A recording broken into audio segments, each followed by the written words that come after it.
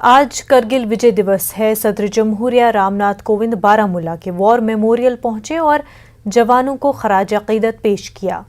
सदर जमहूरिया के साथ जम्मू कश्मीर के एलजी मनोज सिन्हा भी साथ रहे। पुलिस और सिक्योरिटी का बड़ा अमला हमरा रहा। आज से 22 साल कबल साल 1999 में हिंदुस्तान ने पाकिस्तान को करारी शिकस्त दी थी, जिसकी याद में हर साल करगिल विजय दिवस मनाया जाता है। करगिल विजय दिवस की 22वीं सालगिरह पर करगिल जंग के दौरान जान न्यौछावर करने वाले शहीद हिंदुस्तानी फौजी जवानों को खराज अकीदत पेश किया जा रहा है। दिल्ली में भी राजनाथ सिंह और मुसल्लह अफवाज के तीनों सरबराहान ने शहीदों को खराज अकीदत पेश किया। वज़ीर-ए-आज़म नरेंद्र मोदी ने भी शहीदों को याद किया और कहा कि उनकी कुर्बानी रायगा नहीं जाएगी।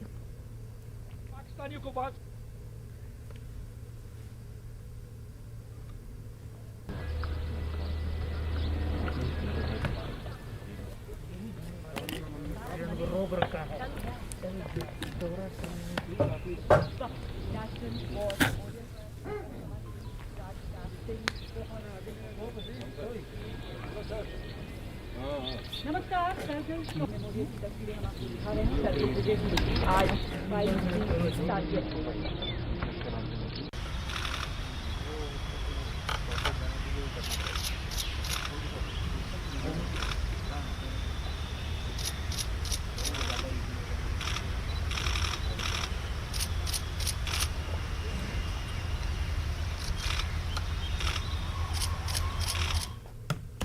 आइए अब उन जवानों से मिलते हैं जिन्होंने अपनी कुर्बानियां पेश की थी और अपने सीने पर गोलियां खाई थी। सुल्तान चौधरी द्रास सेक्टर में तैनात थे। 1999 में उनको 2 गोलियां लगी थी। आज भी जंग के वो मनाजिर सुल्तान चौधरी के नजरों के सामने है। सुल्तान चौधरी से हमारे नुमाइंदे खुर्रम शहजाद ने बातचीत की। मौके पर मुल्क उन शहीदों, उन फौजी अफसरों, उन जवानों को याद कर रहा है जिनकी वजह से ये फतेह मुमकिन हुई थी, और किस तरह से हमारे जवानों ने, हमारे अफसरों ने और हमारे जो जाबाजों ने इतनी बहादुरी दिखाई कि पाकिस्तानी ऊपर थे, उसके बावजूद उनको पीछे हटना पड़ा और उनको शिकस्त हुई। ऐसे ही एक अफसर हमारे साथ मौजूद हैं, सुल्तान चौधरी। सुल्तान चौधरी साहब, आप कहाँ तैनात थे और कैसे आप लोग लड़ रहे थे, क्या माहौल था उस वक्त? खुर्रम साहब, सबसे पहले तो मैं इस देश को जो है अपनी ओर से नमस्कार कहता हूँ, और दूसरा मैं आभारी हूँ न्यूज़ 18 का कि जो हर साल हमारे उन फौजियों को, हमारे उन भाइयों को, हमारे उन दिलदारों को, हमारे उन जाबाज़ों को याद करता है जिन्होंने इस देश की सरहदों को सेफ रखने के लिए, सुरक्षा देने के लिए अपनी जानों का बलिदान दिए। और उनको भी मैं नमन करता हूँ जिन्होंने अपने अंग जो है कटवा करके इस देश को जो है अपने खून की बलिदान दिया, और जिसके अंदर एक मैं भी हूँ।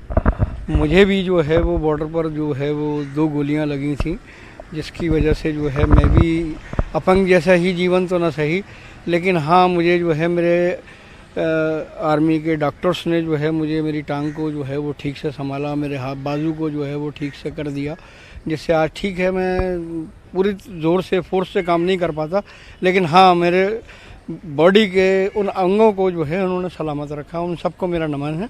अच्छा, ये कितना मुश्किल था उस वक्त, क्या माहौल था, कितनी ऊपर आप लोग लड़ रहे थे, किस तरीके से ऊपर से आपके ऊपर गोलाबारी हो रही थी? जी देखिए, असल में क्या था कि हम लोग तो जो है मौके पर द्रास सेक्टर से निकले थे LRP के लिए, यानी कि लॉन्ग रूट पेट्रोलिंग कहलाती है। उस लॉन्ग रूट पेट्रोलिंग के अंदर जो है कई यूनिट्स के लोग इकट्ठे होकर के जो है वो जाते हैं, और उस दौरान जो है अचानक से जो है जब हमें हाइड आउट्स दिखाई दिए तो वहाँ ये हमको जो है वो मामला पड़ा, और ये पता चला कि जो है हमारी लड़ाई जो है वो अपने देश के उन भाइयों के साथ नहीं है जो गुमराह हो गए हैं, बल्कि बाकायदा जो है वो पाकिस्तान की फ़ौज के साथ है। और हम जो है वो इतने नीचे थे कि ऊपर से जब वो हमें फेंक रहे थे तो शायद अगर वहाँ से वो पत्थर भी फेंकते तो हम मरते नहीं तो कम से कम घने ज़ख्मी ज़रूर हो जाते। और उसकी वजह से जो है किस वक्त वो आकर के बैठे, कब क्या हुआ, इस बारे में तो जो है वो ईश्वर जो है वो ज़्यादा बेहतर जानता है। लेकिन हाँ, हम लोगों ने अपनी जो है वो नीचे हेडक्वार्टर्स को खबर दे करके इस बात के लिए काम किया और उनको बताया कि ऊपर हाइड आउट्स हैं, जिसकी वजह से फिर जो है उनको वहाँ से निकालने के लिए हमने जो है जी तोड़ मेहनत, और हमारे जो है रात का खाना हमें पता नहीं कब खाया होगा, दिन का हमने कब खाया, जो हमारे पोच पिट्ठों में चने वगैरह होते हैं वही हमने खा करके गुजारा किया। बिल्कुल, देखिए अपने लिए कुछ नहीं मांगा, बस प्यार मांगा है, और शायद यही वो जज्बा है जो वाकई एक फ़ौजी को, एक जाबाज को हम तमाम शहरियों से, हिंदुस्तानियों से कुछ आगे ज़्यादा कौम परस्त और मुल्क से मोहब्बत करने वाला बनाता है। कैमरामैन फिरोज़ वानी के साथ खुर्रम शहजाद, न्यूज़ 18 दिल्ली। वहीं महाराष्ट्र में तबाही के मनाजिर चार जानिब हैं। करीब 1,35,000 से ज्यादा लोग बेघर हैं। 100 से ज्यादा लोगों की लाशें दरियाफ्त हो चुकी है। 100 अफराद अब भी लापता है। मुतादिद जख्मी बताए जा रहे हैं। जख्मियों का इलाज चल रहा है। करीब 875 से ज्यादा गांव तबाह हुए हैं। हुकूमत की जानिब से लोगों में जरूरी चीजें पहुंचाई जा रही हैं। लोगों को शेल्टर फराहम किया जा रहा है। रेस्क्यू ऑपरेशन और राहत बचाव का काम जारी है।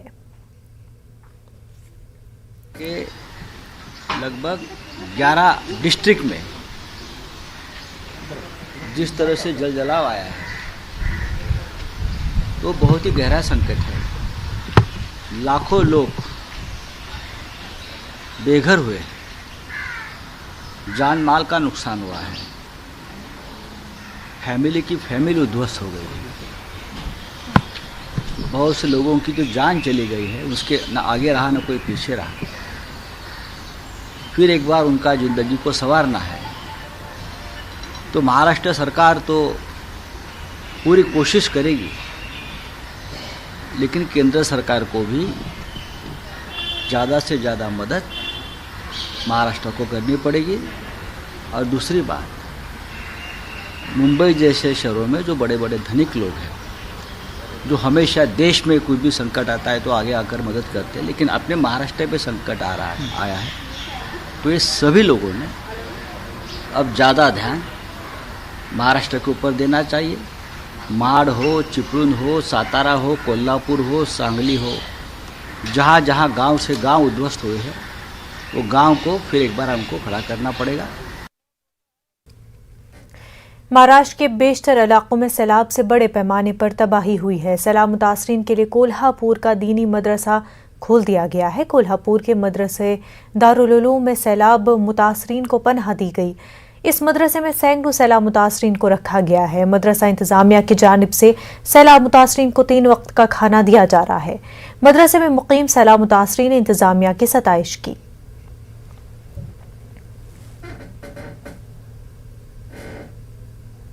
पहले भी जो 2005 में वगैरह जो बाढ़ आई थी उस वक्त में हम लोगों ने अच्छे से निजाम किया था। तो इस वक्त अभी ये जो पानी आया हाईवे पर तो हमारे को इत्तला मिली कि बाबा बहुत सारे लोग परेशान रोड पे पड़े अटके हुए हैं। तो हम लोगों ने हमारे जो यहाँ के गांव के शुरू गांव के जो जिम्मेदार है और मदरसे ने बैठ के उसका प्लानिंग मीटिंग की है और तय किया कि जितने भी लोग होंगे उनको लाएंगे, इधर रखेंगे। तो कल 2 दिन में 200-250 लोग थे। अभी आज की पोजीशन ऐसा है कि 400-450 के ऊपर लोग हैं जिनका हम लोगों ने खाने पीने का पूरा इंतजाम किया है। उनको रहने के लिए पूरी जगह का इंतजाम किया है। जिसके पास बिस्तर नहीं है बिस्तर का इंतजाम किया है और जो भी जरूरत पड़ेगी आगे भी उसके लिए हम लोग तैयार हैं और करेंगे इंशाल्लाह। जैसे कि कुछ लोग इसमें बीमार भी हैं तो हमारे पास डॉक्टर की टीम अवेलेबल है। हाँ, उनको रखा हुआ है। ये डॉक्टर लोग पूरा चेकअप वगैरह करके उनको दवाई वगैरह दे रहे। फाउंडेशन के लोग उधर आए और उन्होंने हमको चाय उधर दिया और चाय पानी उधर करके हमको फिर इधर ये मदरसा में वो लाके हमको इंतजाम हमारा रहने का इंतजाम किया उसने और मेडिकल सब लोगों का उसने देखभाल किया। किसी को कोई प्रॉब्लम है, किसी को हेडेक है, कुछ है तकलीफ तो उनको वो पर्सनली वो टैबलेट वगैरह देते थे। खाने का इंतजाम अच्छा किया था उसने उस दिन और दूसरे रहने का इंतजाम भी बहुत अच्छा था। उसने वो हॉस्टल टाइप सब बेड मैट्रेसेस और बेडशीट वगैरह सब दिया और पर्सनली वो सब लोग हमको पूछते थे कि आपको और क्या चाहिए और क्या चाहिए और इसीलिए हमारा सब जो का रिक्वायरमेंट था तो उसी ने पूर्ण कर दिया। घर में है ऐसा ही हमको इधर का माहौल निकला। इधर के सब लोग इतने अच्छे, इतने कोऑपरेटिव है हमको। उसने बहुत प्रयत्न किया। हम अकेले इधर है, लेकिन इतना इधर का माहौल और हमारे साथ जो लोग हैं ना, वो घर में जैसे हम एक जैसे दूसरे के जैसी केयर लेते वैसे हम लेते हैं, और इसीलिए हमको इधर बहुत अच्छा और सेफ लगता है। इम्पोर्टेंट बात है वो सेफ है हमको इधर। आज की सबसे बड़ी खबर, अमेजॉन प्राइम डे पर पूरा मुल्क कर रहा है बातचीत। अमेजॉन प्राइम डे ऑफर है अब लाइव, देखिए एक झलक। Amazon Prime Day है अब live. Buy great deals mobile phones, electronic items, latest appliances और डेली एसेंशियल्स पर। तो अभी लॉग ऑन करें amazon.in पर और अपनी शॉपिंग शुरू करें। ज़रूरी क़वानीन के खिलाफ दिल्ली में किसान तंजीमों का एहतजाज जारी है। एहतजाजी किसानों की दिल्ली के जंतर मंतर पर संसद जारी है। आज खवातीन की जमात ने जंतर मंतर की जानिब कूच किया और किसानों के कदम से कदम मिलाने का अहद किया। खवातीन खसूसी बसों में सवार होकर दिल्ली के जंतर मंतर के लिए रवाना हुई। एहतजाजी किसान सियाह क़वानीन वापस लेने तक एहतजाज जारी रखने के लिए बज़िद है।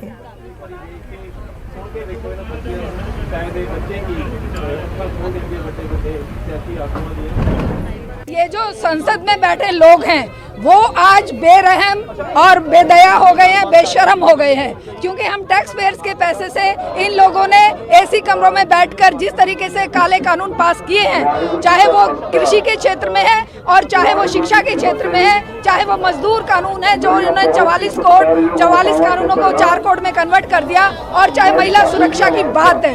ये संसद में बैठे मंत्री खुद गुनहगार हैं। 500 में से 300 गुनहगार हैं। 540 अगर सदस्य हैं तो उनमें से 300 सदस्य जो है वो अपराधी बैकग्राउंड से हैं। तो आज संसद में बैठने वाले लोग अगर अपराधी हैं तो संसद से बाहर बैठने वाले हम जो महिलाएं हैं, जो किसान हैं, जो मजदूर हैं, जो छात्र हैं, जो युवा है, आज इनके ऊपर बड़े प्रश्न चिन्ह लगा रहा है, सवाल पूछ रहा है कि हमारी मेहनत, हमारा पसीना तुम्हारे बर्बाद करने के लिए नहीं है, देश के निर्माण के लिए है। देश को बर्बाद करने की जो तुम कानून बनाते हो उनको हम और बर्दाश्त नहीं करेंगे। किसान आंदोलन पर पार्लियामेंट में लगातार हंगामे हो रहे हैं। अपोजिशन किसानों के मसाइल को पार्लियामेंट में रख रही है और ज़रूरी क़वानीन को मनसूख करने का मुतालबा भी कर रही है।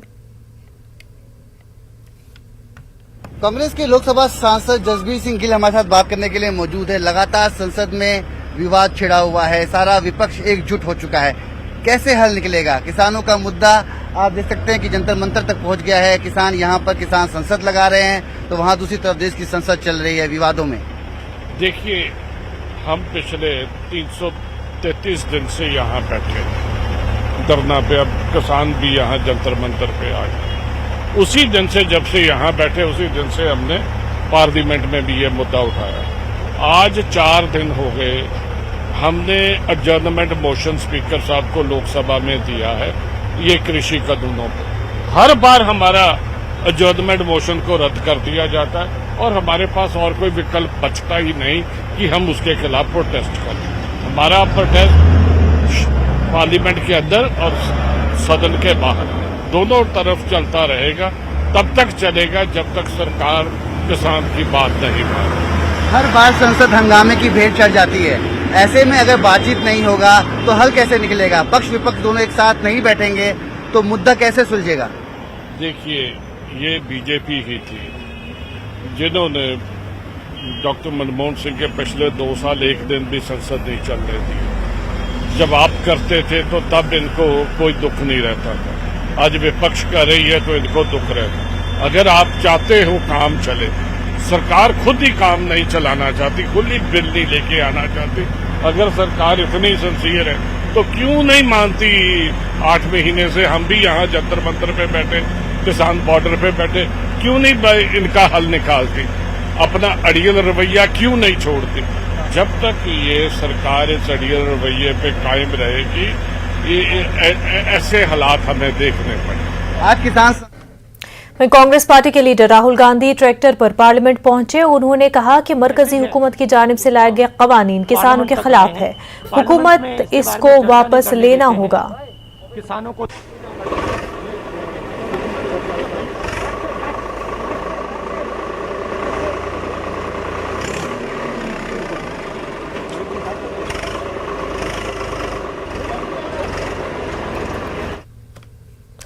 कोरोना वबा के दौरान बाहमी इमदाद और इन्हिसार का जज्बा मुस्तहकम हुआ है। मुल्क इस वबा से मुत्तहिद होकर मुकाबला कर रहा है। टीकाकारी के ऐलान के बाद हम बेहतर ताउन करें जिससे हम कोरोना को मात देने की जानिब कदम बढ़ा सके। नेटवर्क 18 इस मुहिम में हर कदम पर आपके साथ रहेगा। जब तक सभी महफूज नहीं होते तब तक कोई भी महफूज नहीं होगा। इसी सोच की बुनियाद पर हमारी मुहिम संजीवनी का मकसद ये यकीनी बनाना है कि वैक्सीन पाना सभी हिंदुस्तानियों का हक है।